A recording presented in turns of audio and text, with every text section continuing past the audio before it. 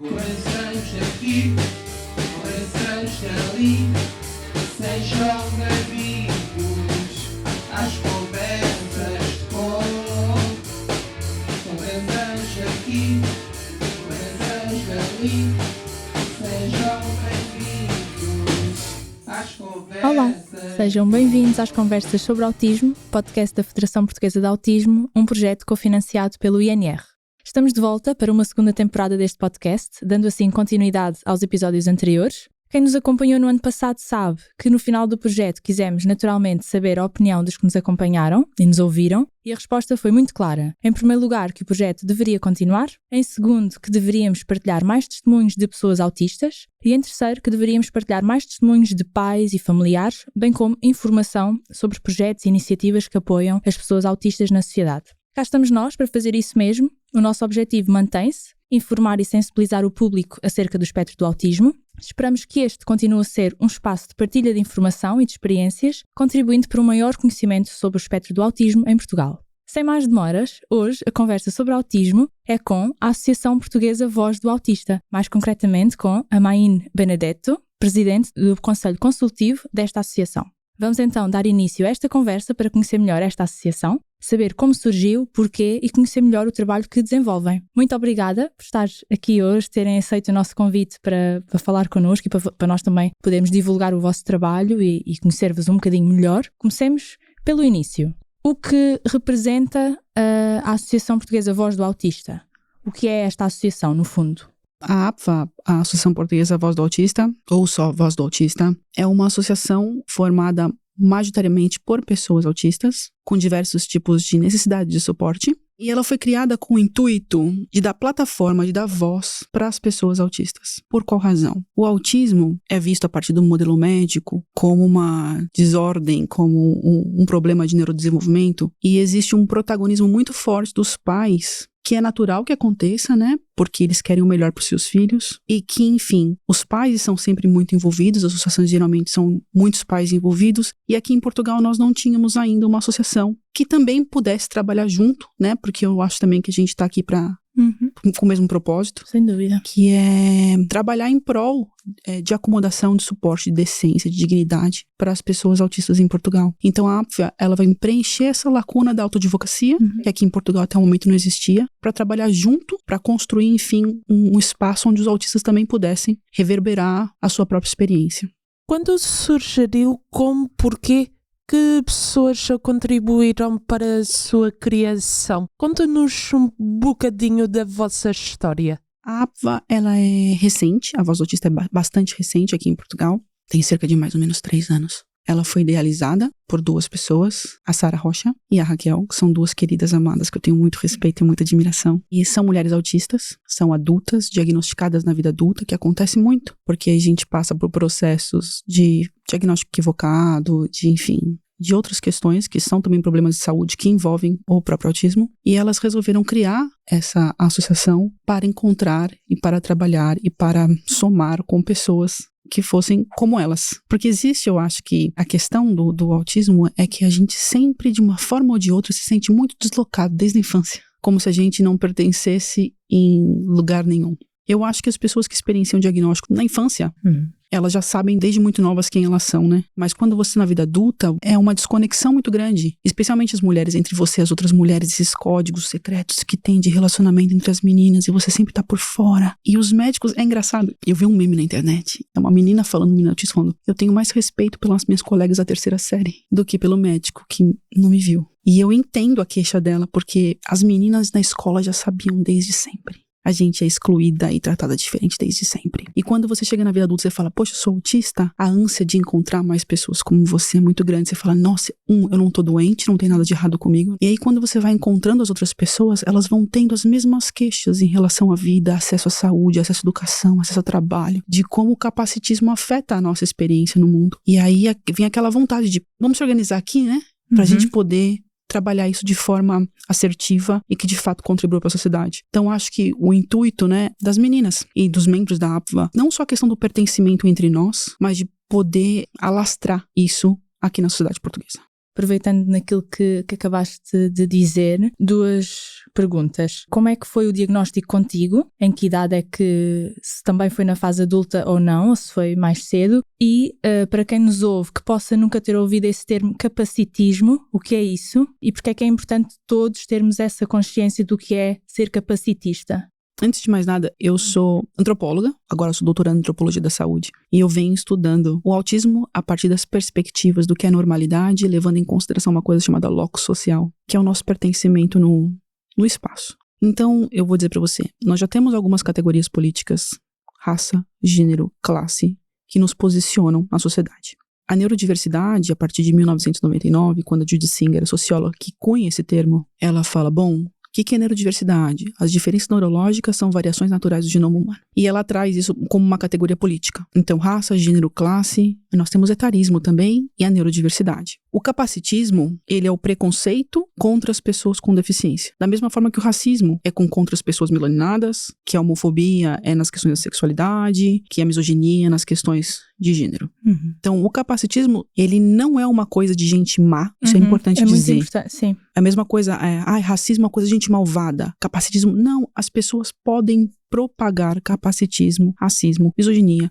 Que tipo de preconceito, que tipo de prática discriminatória que for, com a melhor intenção do mundo no coração. O capacitismo, ele não é um problema das pessoas com deficiência. Ele é um problema das pessoas sem deficiência.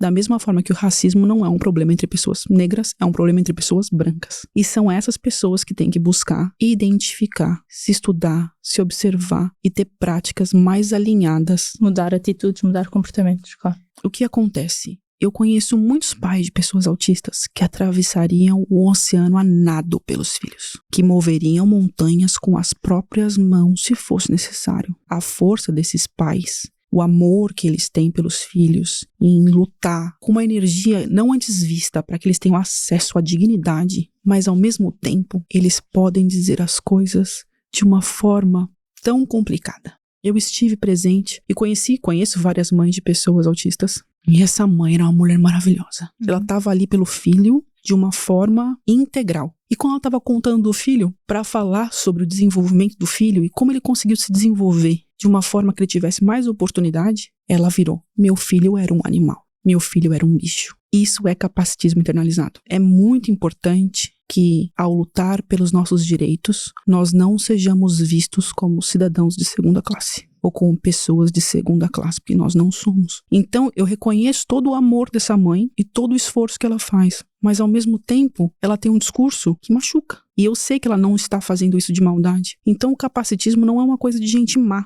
E a gente tem que se desconstruir, se observar. É muito importante olhar o seu ponto de partida, porque o normal não existe, gente. O normal é uma construção social. A diversidade, ela é plena, ela é linda e as pessoas autistas têm tanto para contribuir. É um olhar tão magnífico.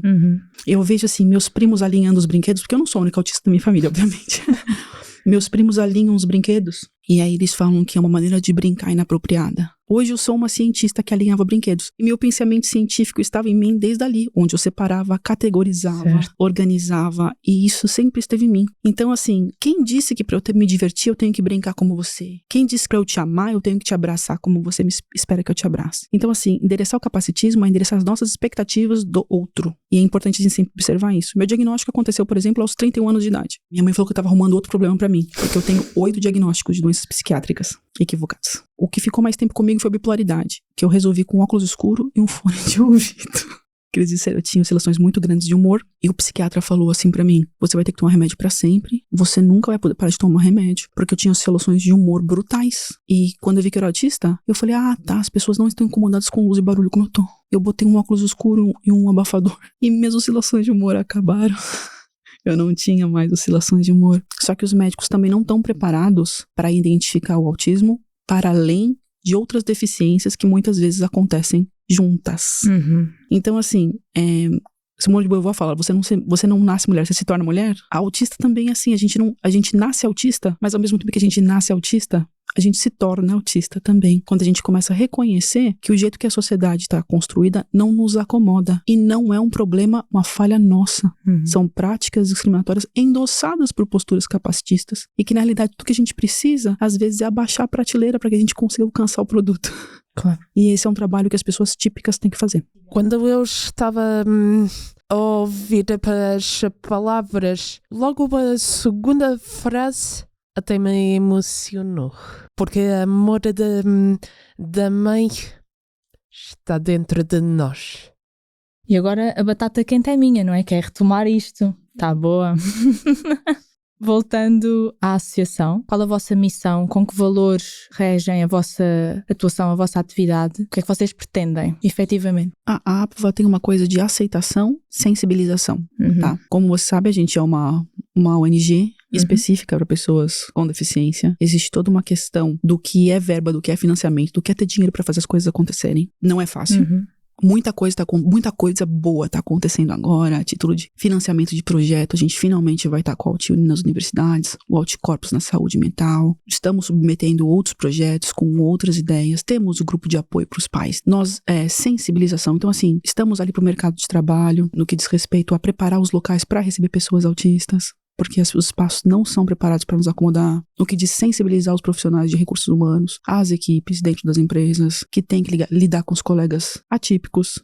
E não é só na questão do autismo, mas no déficit de atenção, enfim, há outras coisas ali que acontecem simultaneamente que também merecem o devido cuidado. Nas escolas, a gente faz muita revisão de linguagem, se a linguagem é adequada, se a linguagem não é capacitista, se é. Suporte que nós damos para nós mesmos dentro da associação, das coisas que não estamos sempre atentos, do que está acontecendo para trazer ideias, para trazer discussões, do que precisa ser feito aqui em Portugal. Há muita pouca atenção dada do Estado, do que diz respeito à verba, alocação de verba e projeto para pessoas autistas. Teve alguns anos atrás um projeto chamado Autism in Pink, que foi Portugal, Lituânia. A Federação participou nesse projeto. Sim, 4 milhões de mulheres, só de mulheres não diagnosticadas aqui na Europa.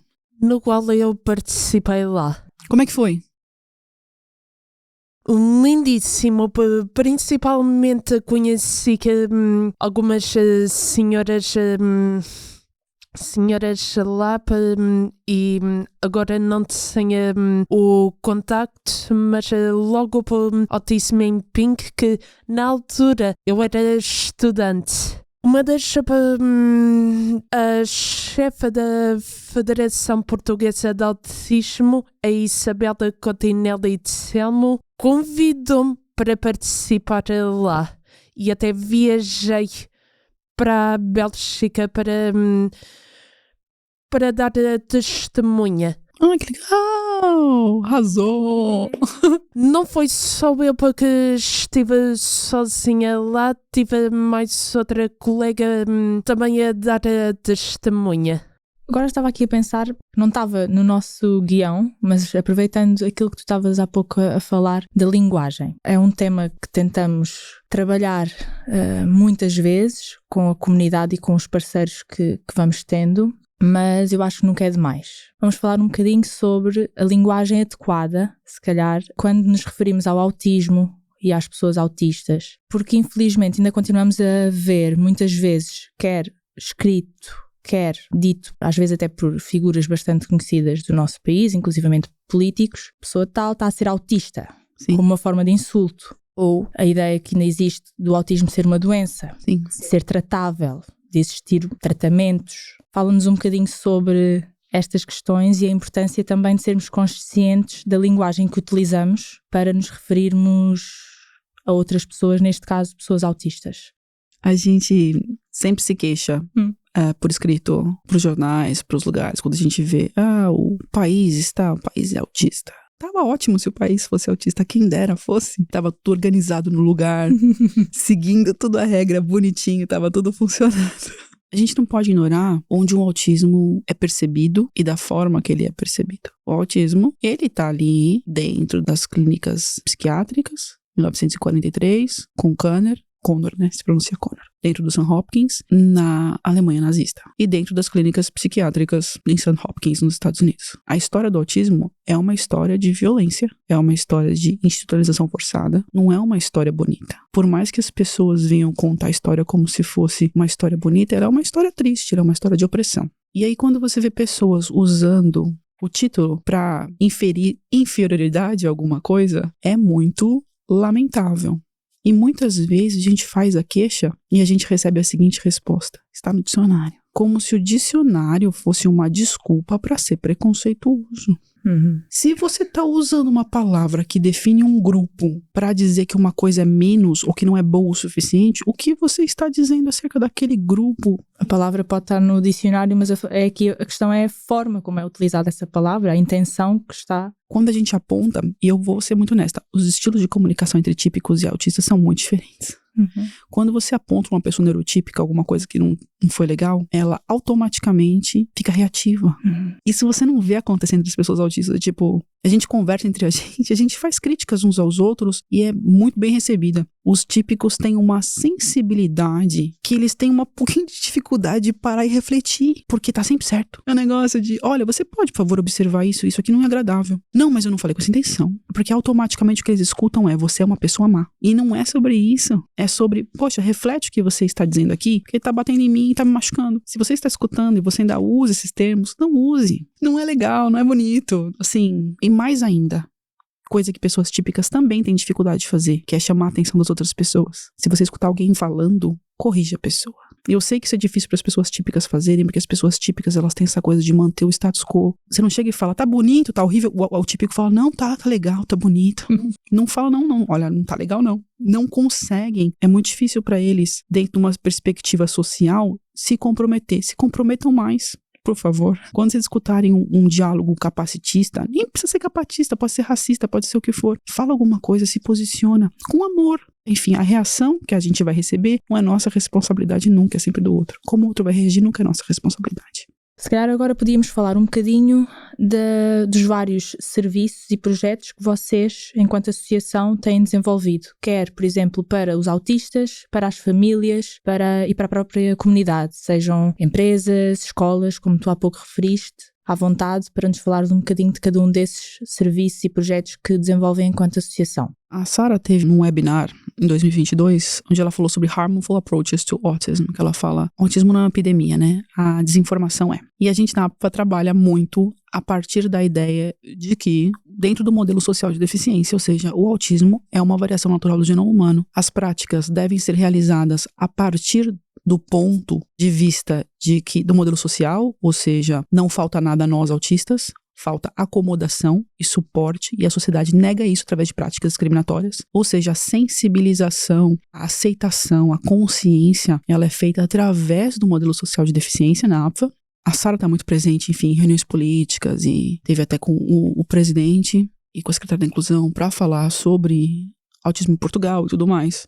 E aí, a partir disso, a partir desse trabalho que é desenvolvido, nós temos uma equipe e nós dividimos ali como a gente vai trabalhar nos projetos ou que ideias propor, e a gente vai submetendo projetos para financiamento e tudo mais. Agora nós estamos com 2 projetos financiados pelo IRN, que é o Auticorpus e o Autistic Uni, ou seja, vamos trabalhar dentro da universidade, acomodação, que é muito difícil para nós, né, para entender também como funciona a questão da acomodação na universidade, porque eu, por exemplo, eu não entreguei nada na minha universidade, que eu sou autista, mas eu sou abertamente autista e orgulhosíssima de ser quem eu sou. Mas muitas pessoas ali, se a gente levar em consideração que muitas pessoas sequer conseguem chegar ao diagnóstico, a universidade, ela devia ser um lugar de suporte, enfim, de acomodação, onde você consegue ali estabelecer uma relação de aprendizado, estudo e desenvolvimento. A deficiência, ela não deveria ser um obstáculo para você conseguir essas coisas. Então, nós temos esse projeto. Nós temos também o projeto do Auticorpus, que trabalha especificamente a questão de impacto na saúde mental das pessoas autistas, porque nós temos maior tendência à depressão, ansiedade, transtorno de estresse pós-traumático e uma série ali de condições secundárias que podem se desenvolver e que são medicalizadas. E você vê muito autista que não tem condição secundária medicalizado mesmo assim, para controlar, o que é muito difícil ainda perceber, porque a nossa existência, ela é incômoda. Irv Goffman tem um livro chamado Representação do Eu na Vida Cotidiana. Ele está falando sobre como funciona a comunicação. E é um livro sobre comunicação neurotípica. Só que ele não sabia isso quando ele escreveu, porque é muito antigo o livro. O termo foi cunhado muito depois. Mas ele fala sobre os constrangimentos e a exclusão e tudo mais. Ele usa metáforas do teatro para falar sobre como funciona a comunicação. Ao revelar um bastidor, é excluído. Então, se você ler esse livro sendo autista, você vai entender como os neurotípicos funcionam. E se você for neurotípico e for ler o livro, você vai perceber como você funciona. Além do mais, a gente tem os grupos de apoio para pais, sábados e domingos às vezes, né? Depende. Nós temos o grupo de apoio para as pessoas autistas.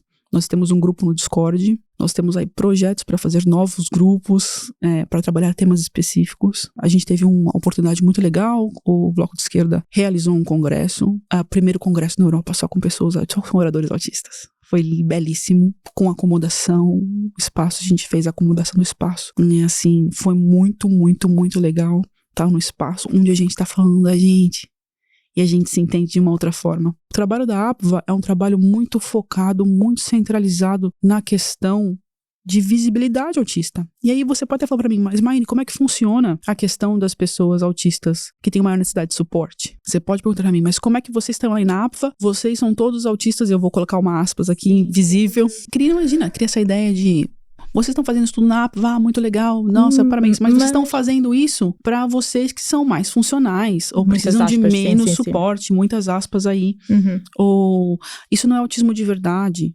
Autismo de verdade é isso aqui. Uhum. A oralidade é uma habilidade motora, ela não tem a ver com comunicação. E nós temos ali um estigma associado ao autismo, que autismo é concomitante com a deficiência cognitiva. Deficiência cognitiva pode ocorrer em pessoas autistas, assim como pode ocorrer em pessoas não autistas. Pessoas autistas com deficiência cognitiva precisam e merecem mais suporte. Porque são outras questões, outras partes que precisam de atenção para além do autismo. Muito importante reforçar isso. Muitas vezes existe este mito, dos muitos mitos associados ao autismo, existe este a pessoa não comunica oralmente, ou tem déficit cognitivo à partida, ou então tem um coeficiente de inteligência inferior, quando uma coisa não tem nada a ver com a outra, partir logo do princípio de que tem déficit cognitivo porque não se comunicam oralmente. E não é porque não se comunicam oralmente que não conseguem se comunicar se forem dados de a chance de se comunicarem. E a gente se comunica de muitas formas. Claro. Meltdown são formas de comunicação. Shutdown são formas de comunicação. Steaming é uma forma de comunicação. Claro.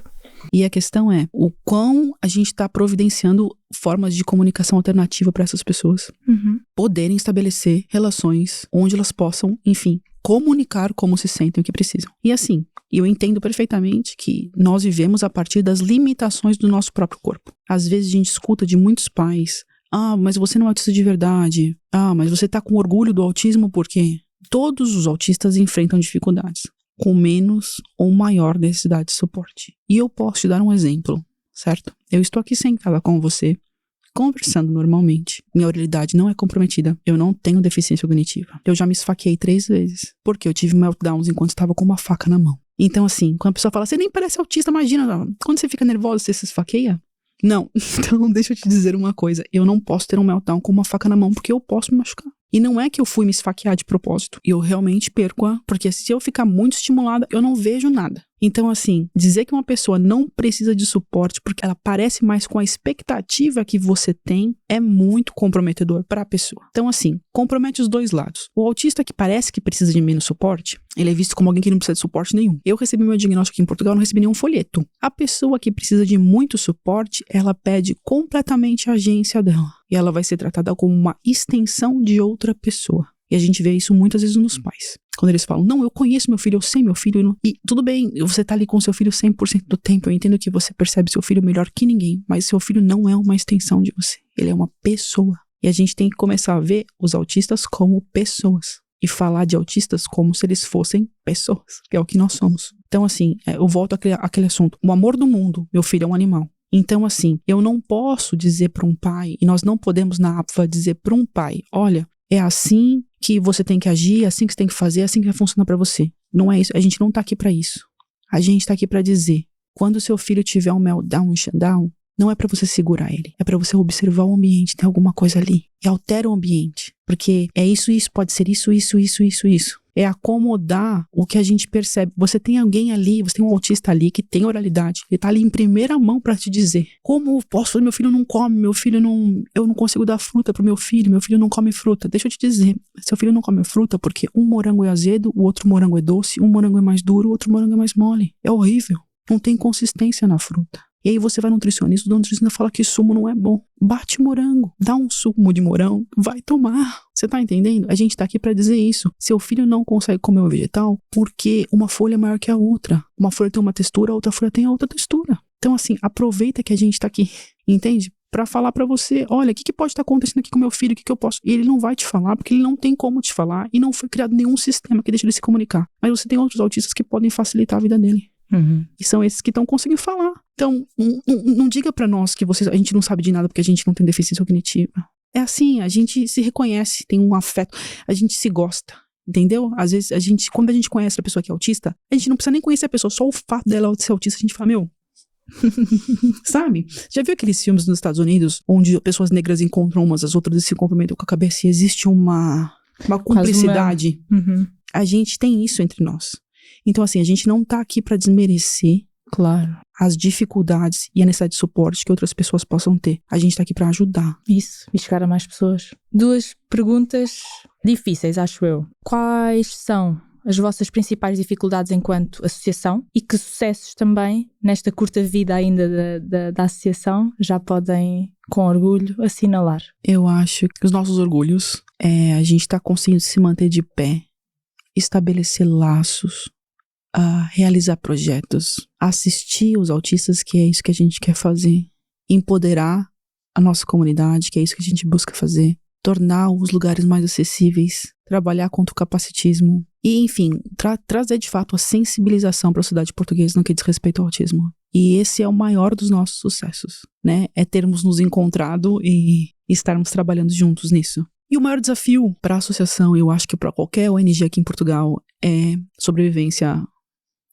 financeira. Enquanto associação, não é? Sim. Trabalhamos voluntariamente porque acreditamos no que fazemos, mas ia ser excelente se o Estado português pudesse apoiar de fato as ONGs. Algum mecanismo que criasse facilidade para que organizações pudessem existir de forma autônoma e fosse um trabalho não só de dedicação de tempo e amor, como é muitas vezes, mas que fosse um trabalho que a gente tivesse verba para fazer mais coisa, Claro. porque a gente consegue fazer muita coisa, a gente conseguiria fazer muito mais se a gente tivesse mais dinheiro. Nisso assinamos por baixo, não é, Patrícia? Exatamente. Esse seria o grande objetivo enquanto associação. Quais os próximos objetivos que vocês têm enquanto associação? Esse seria um deles, ter um maior apoio para conseguir chegar a mais pessoas, não é? Mais autistas e a mais famílias. A gente está num processo de criar e submeter projetos para financiamento e eu acho que os nossos próximos objetivos é obter esses financiamentos para que possamos realizar mais coisas aqui em Portugal. E não só a partir de projetos, mas também estabelecer parcerias com empresas privadas, enfim, para permitir que esses locais acomodem neurodiversidade. Porque as empresas portuguesas não têm o que perder colocando autistas nos quadros de funcionários. Pegando já nesse tema, por exemplo, no emprego, que acomodações, que medidas uma empresa pode tão simplesmente adotar e aplicar para que esse espaço, para que essa empresa, essa organização seja inclusiva e seja acessível para pessoas com autismo? Primeiro de tudo, é a questão do espaço. Se você não tem um espaço onde os autistas consigam ficar, você não vai ter funcionários autistas. Né? Você vê muitas empresas que têm esses open spaces, e empresas multiculturais de open space, e bota o autista no meio do barulho ali. Ele não vai conseguir trabalhar de forma eficiente, porque aquilo ali é perturbador. Então, assim, por que as empresas não têm um quiet room? Uma sala onde a luz é mais baixa, onde a pessoa pode ali... O quarto para de relaxar. Relaxamento, isso. Mas que tivesse ali a oportunidade de a luz ser mais baixa, um quarto sem estímulo, as empresas simplesmente deixarem que o autista escolha onde ele vai sentar, às vezes é básico como isso. Ter atenção que às vezes as empresas elas fazem assim, vamos contratar pessoas neurodiversas, contratar uma pessoa autista. E essa pessoa autista ela fica responsável por toda a cultura neurodiversa ali. E geralmente são posições de base, não são posições de tomada de decisão. Essas práticas, elas também são discriminatórias. Eu conheço um rapaz autista, ele nunca trabalhou. Ele é a interesse especial dele é mochila. Ele sabe tudo sobre mala, mochila. Ele olha a sua mochila, ele sabe como foi feita, como foi produzida, tudo que tá ali. Ele sabe a melhor forma de... questão de resistência, as melhores marcas, o que essa marca produziu em 40, 50, 60, 70. Qualquer marca, Adidas, Nike, o que fosse. Num departamento de criação ia ter É uma bênção ter uma pessoa como ele que parece, enfim, uma enciclopédia de mochila. E ele não trabalha. Por quê? O processo seletivo das empresas, recursos humanos. O que o recursos humanos espera? Que você minta. Sejamos honestos. A pessoa te pergunta, por que você quer trabalhar nesta empresa? O autista vai responder, porque eu preciso pagar a conta. Porque eu tenho que trabalhar em algum sítio. Eu tenho que trabalhar, eu tenho que pagar a conta. Eu tô procurando emprego porque eu tenho conta pra pagar. Não.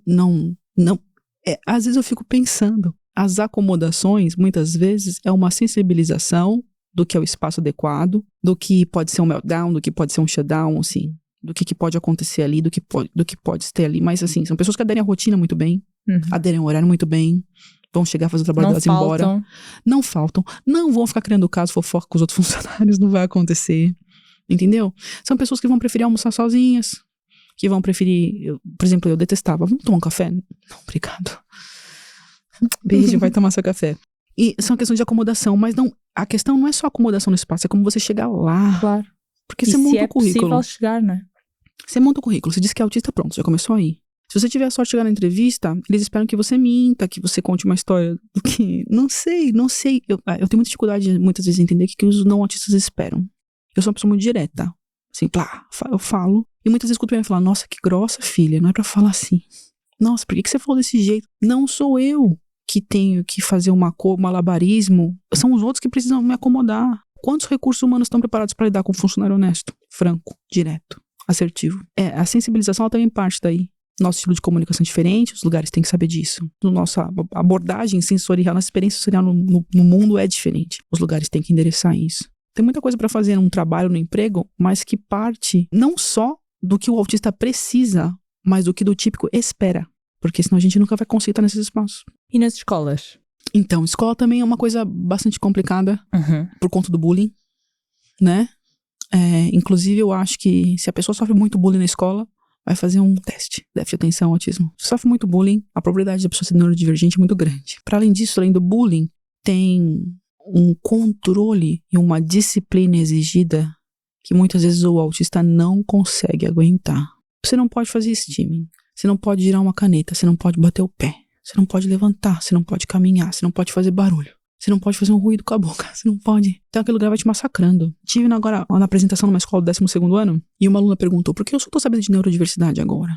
As escolas não têm uma cultura para receber, acomodar ou perceber neurodiversidade. Para além disso, existe um nível de disciplina que é exigido dos corpos dos alunos que os autistas vão ser massacrados se tentarem realizar. Pode, enfim, causar muitos impactos na questão da saúde mental e tudo mais. A escola deve ser um lugar que celebra a diversidade, não o contrário.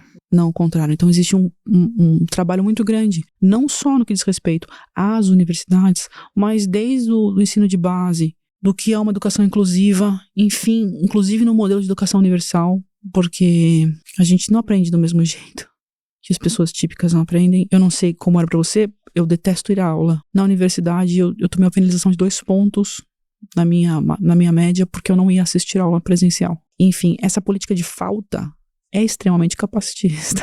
De pessoas típicas, talvez consigam acompanhar. Eu sou autista, mas eu não sou autista, mas deixa atenção. Eu não consigo ficar sentado na sala de aula. Depois eu quero me mexer, não pode. Depois quer fazer barulho, não pode. Depois a prova tem um limite, um horário de começar e perguntar. Depois eles fazem umas perguntas que as interpretações podem ser múltiplas, mas eles acham que aquilo é óbvio. E não é óbvio. Então, todo o sistema é preparado para você falhar miseravelmente. E aí entra a questão da educação não capacitista, de conscientizar as pessoas. E nós autistas podemos chegar lá e, enfim, e começar aquilo e tentar tornar aquele espaço. Mas o trabalho também tem que ser os típicos. Não dá. A gente já não tem colher suficiente para...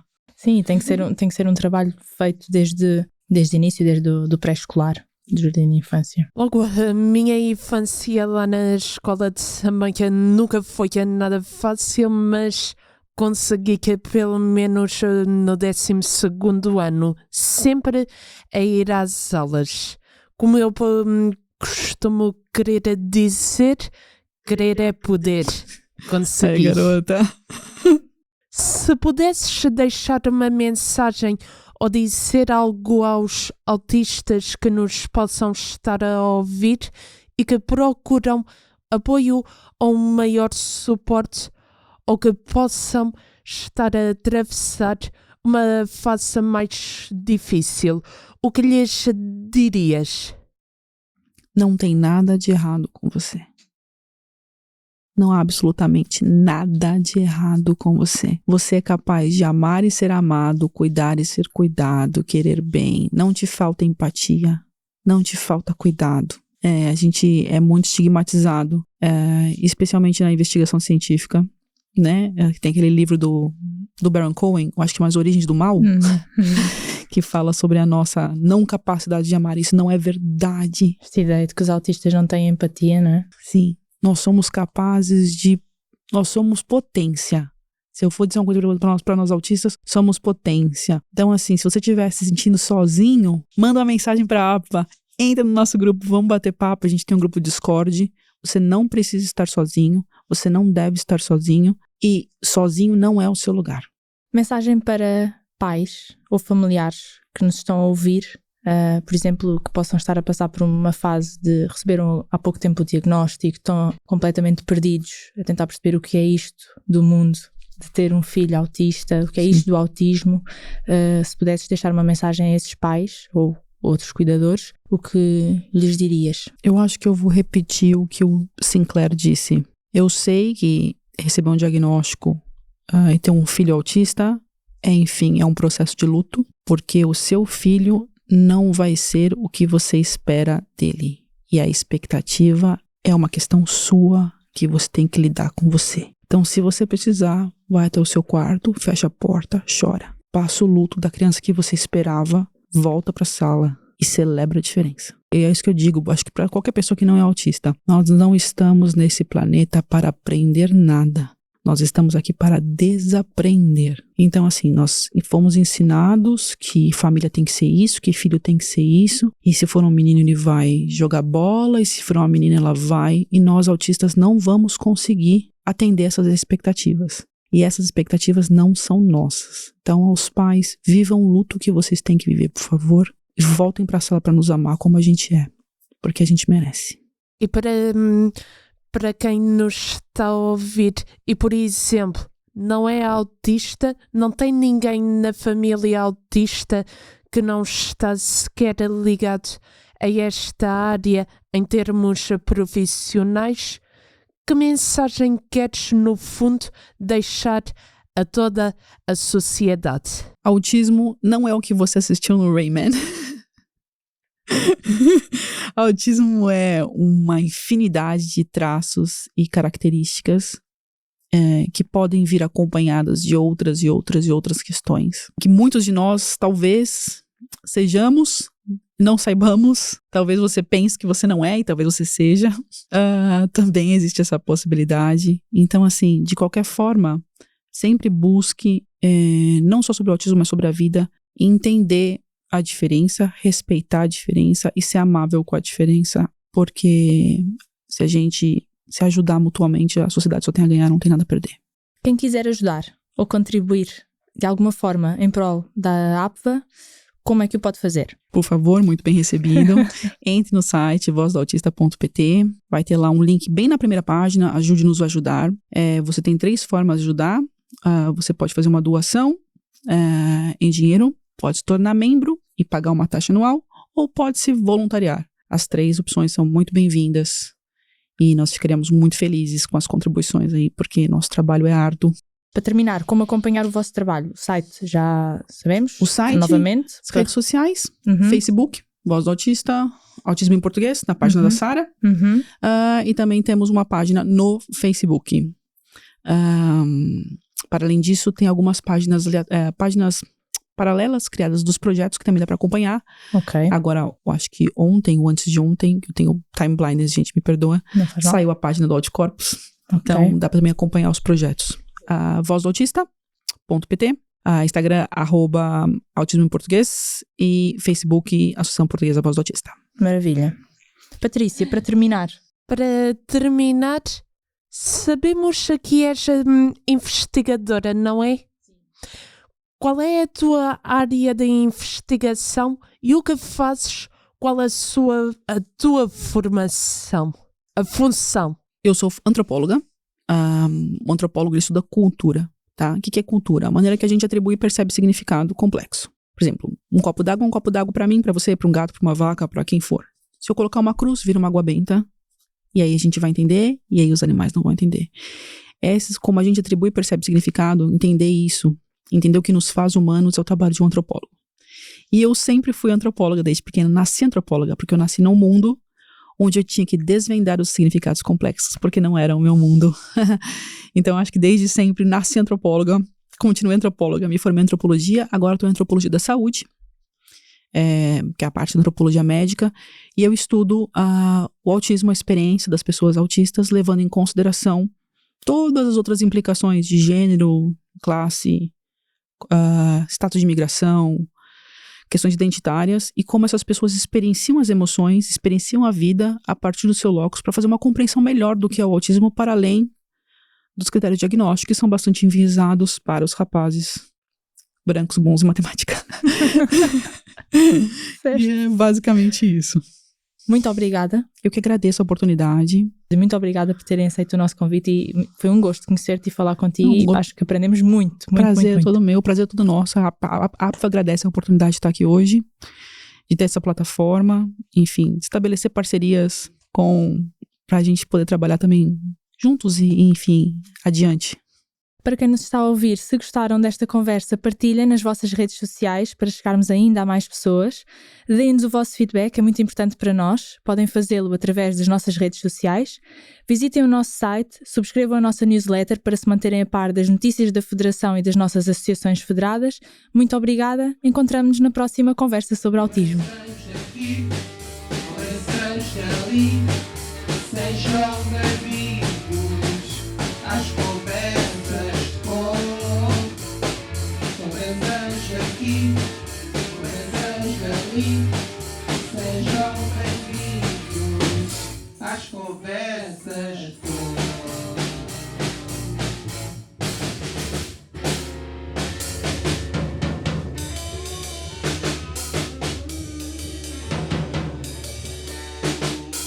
Obrigado, pessoal.